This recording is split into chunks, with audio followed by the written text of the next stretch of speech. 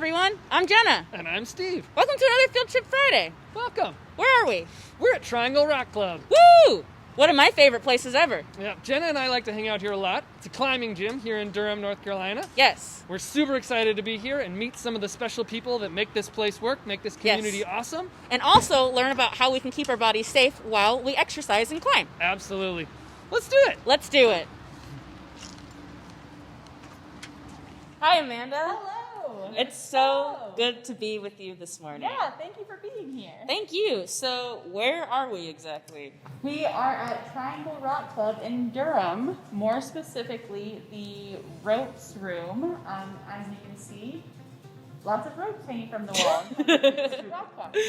So, for folks who don't necessarily know, what is rock climbing? What is a space like this for? Yeah, so some people consider rock climbing just like a different type of exercise, but it's a sport. It's in the Olympics now.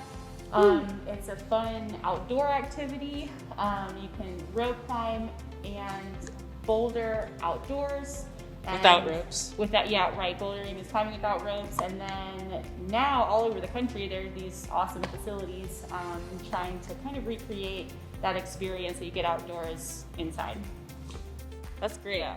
So when someone walks into this gym, I'm sure they're for the first time. Mm-hmm. They're overwhelmed by all of these colors and ropes and non-ropes and big pads and little pads and stuff. But the one thing that everyone noticed is these beautiful, colorful plastic things on these walls. Can you talk a little bit about what all of this stuff means and is? Yeah, totally. So all of these, like you said, pieces of plastic are climbing holds, and basically they're modeled after actual holds outside. So you can see like big jugs that are easy to grab, small rails that just like only a little bit of your finger can be on. Anything that's this small that you can't really use with your hands is for your feet. They're foot holds.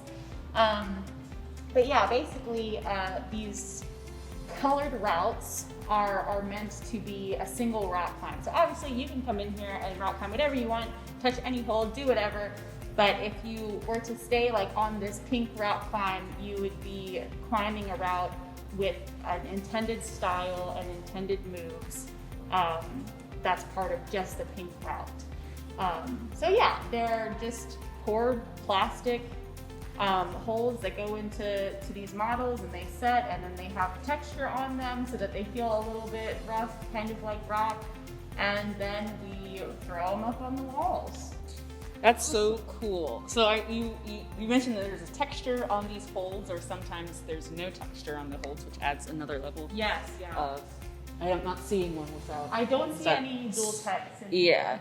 But also something that's cool is the walls are also textured too. Yeah. So the walls are pretty cool. It's basically like a sand texture that's coating the walls, and it's just really big sheets of plywood with this added layer of texture. Kind of give you more of a feel for like when you're rock climbing. Some gyms just have smooth plywood. Some gyms, like our other locations, have kind of like a concrete mix instead of wood. But you can really use almost anything to support routes. Yeah, and so you just used an interesting word there. You said to support the routes, and so you mentioned that the texture of these walls is different, but it seems like the whole use of these walls is really different than I might see in my house or something. Yeah.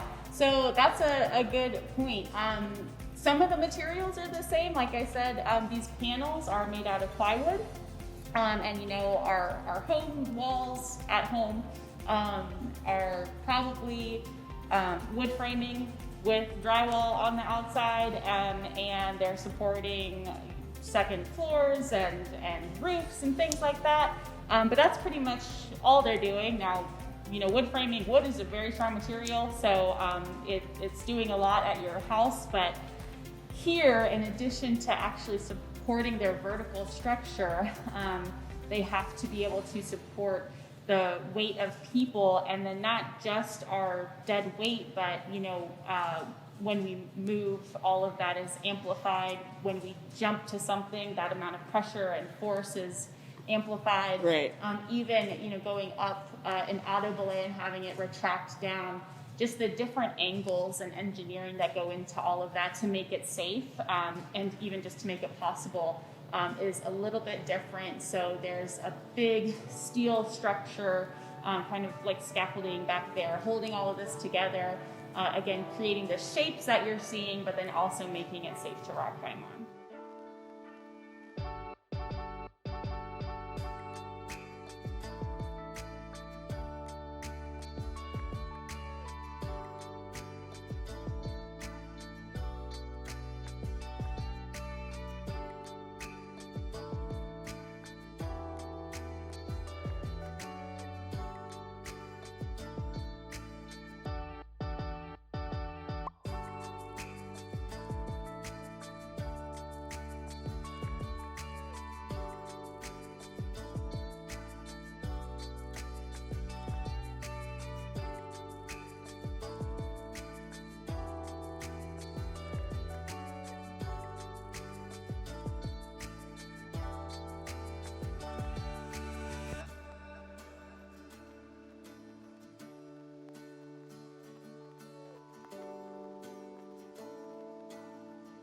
So, what's your name? Matthew Keys. And how long have you been climbing? I have been climbing seriously for just under 2 years now. I started as a kid in Boy Scouts, but that was a long time ago. Right. And you work at TRC, right? What do you do? I do. I route set. What is route setting? Route setting is the process of, I like to call it art.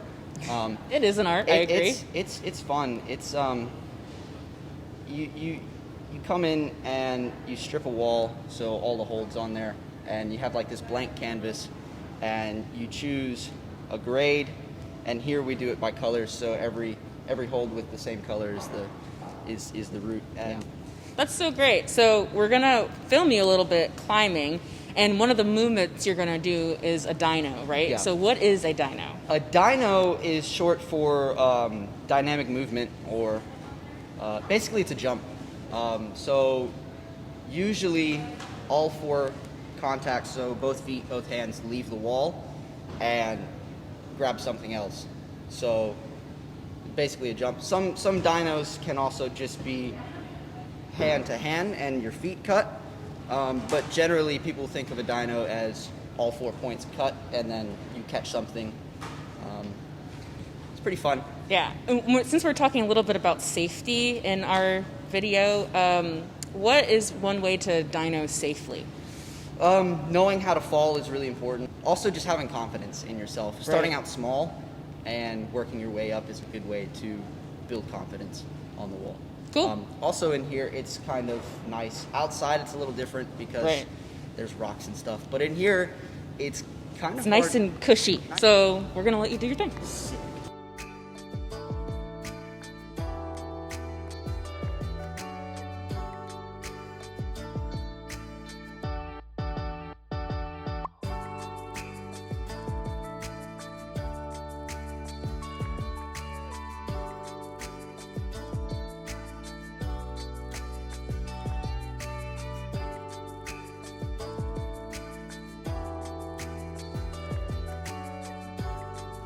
ACT, Hey, how's it going? it's going okay. It's going okay. Thank you for joining us this morning. Of course. So you're a physical therapist, right? Mm-hmm. Yep. Maybe you can tell us a little bit more about what physical therapy is and how it works in the world, and like how you practice as a physical therapist and things like that. Sure, definitely. So the best way to describe physical therapists is that we are experts in movement, right? So a lot of times people might have some pain or something ailing them, or that something's feeling stiff, and they come see us.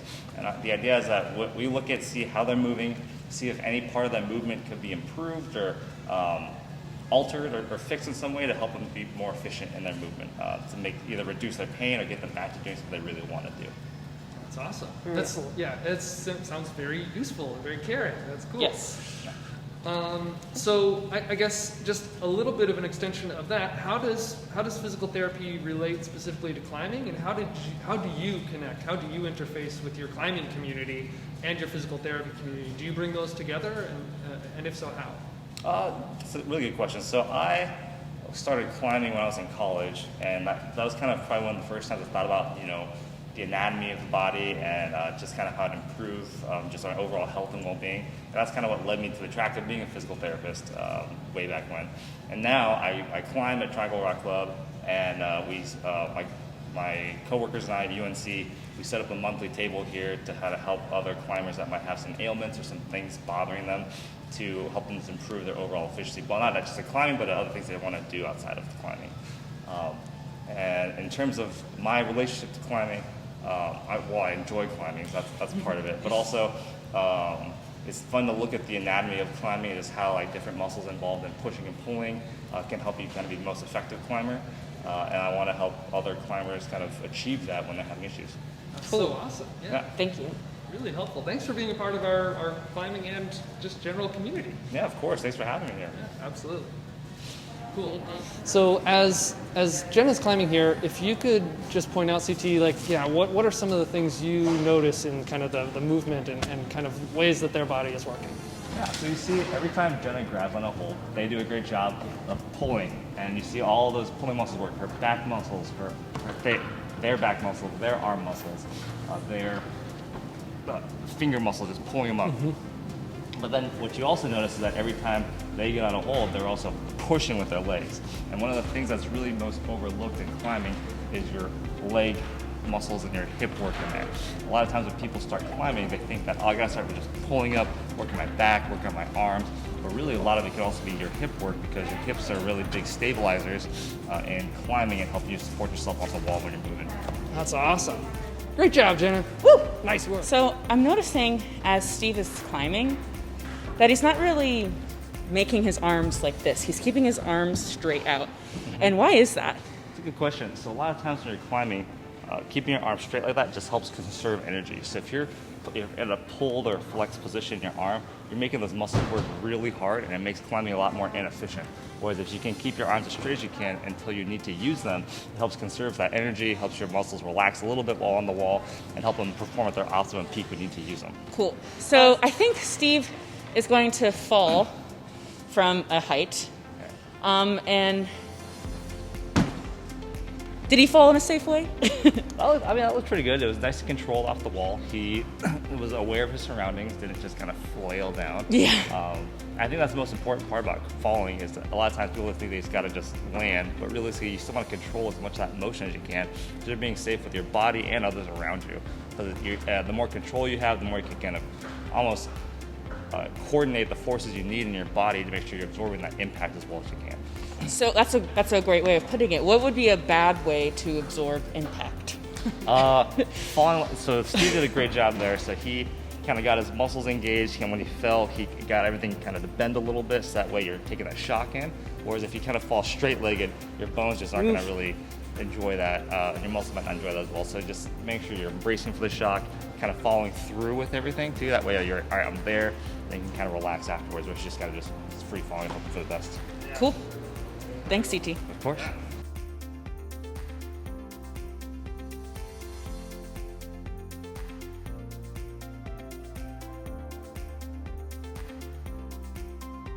Thank you so much, Amanda, for joining us today. Yeah, thank you. Anytime. This was so awesome. It was such a pleasure to be, of course, Jen and I hang out here a lot, but it was really nice to see, especially parts we haven't gotten to see before, Yes. and to meet you and to hang out with CT and all of your awesome community of professionals that you work with. It's so cool. Yeah, thank you so much for coming. It was awesome to have you, and we love the museum. Woohoo! We love you too. See you soon. So we'll see you in the live Q&A. Stay tuned. Stay For the tuned. live Q&A. Stay tuned. We'll be talking with Amanda. Yay! Stay tuned.